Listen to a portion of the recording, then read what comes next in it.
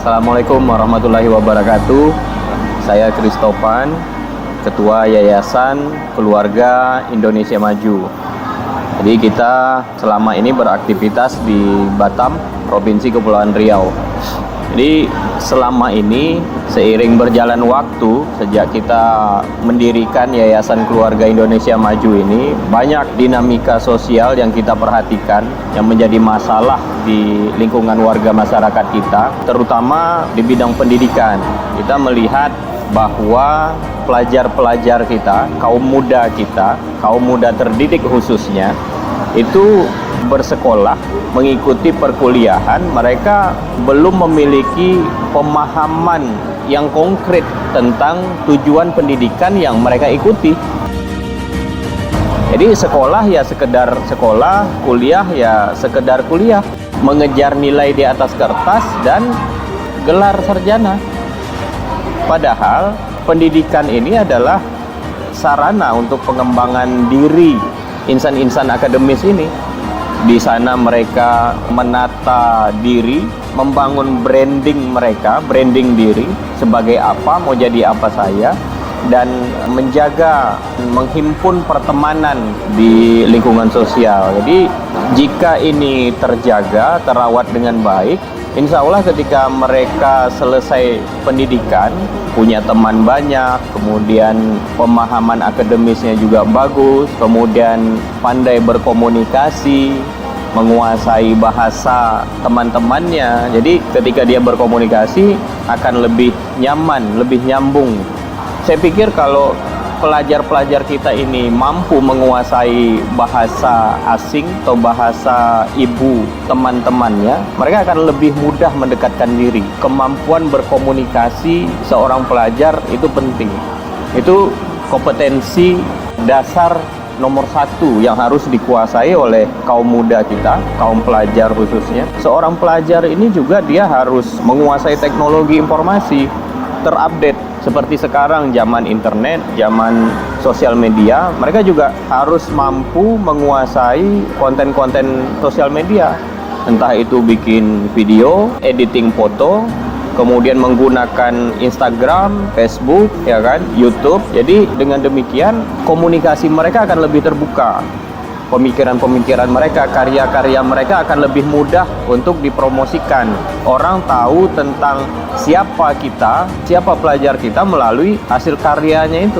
Yang kedua, kompetensi yang harus mereka miliki yaitu kecerdasan spiritual. Kecerdasan spiritual ini termasuklah bahwa mereka harus juga menjadi insan-insan yang beriman dan bertakwa, khususnya bagi kita yang muslim ya, memahami syariat ajaran Islam bagi yang muslim dan ajaran agama yang dianut oleh warga masyarakat dengan kepercayaan masing-masing lah gitu.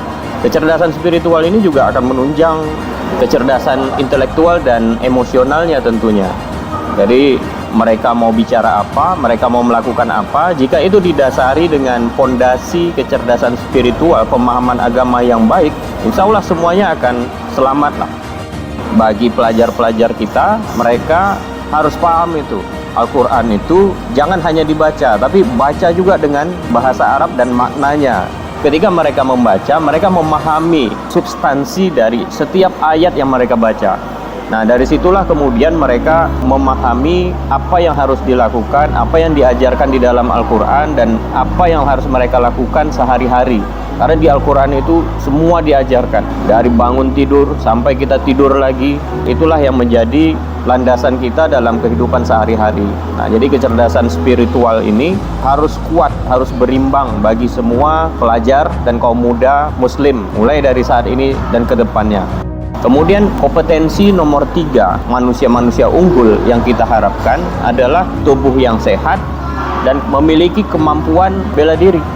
Jadi kita ini kadang warga masyarakat kita ketika menghadapi penindasan, dijahati orang, ya kita nggak bisa melawan. Kenapa? Badan kita itu lemah, ringkih.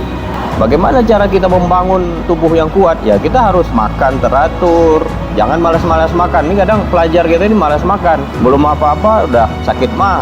Jadi makan teratur, jaga kesehatan, olahraga yang cukup, bentuk tubuh itu dari kecil, sedini mungkin, tinggi badan, berat badan yang proporsional. Dengan begitu, maka kita akan memiliki tubuh yang kuat, yang sehat. Kalau sudah sehat dan kuat, ditambah lagi dengan penguasaan ilmu bela diri, jadi orang tidak bisa mengintimidasi kita. Insya Allah kita selamat. Kompetensi nomor 3 adalah bahwa kaum muda Islam ke depan, dia harus sehat, kuat, dan menguasai ilmu bela diri. Jadi dia bisa selamat dirinya dan menyelamatkan orang lain. Kompetensi nomor 4 yang harus dikuasai adalah kemampuan dasar berbisnis, memanfaatkan potensi kekayaan sumber daya alam di sekitar kita menjadi lahan bisnis.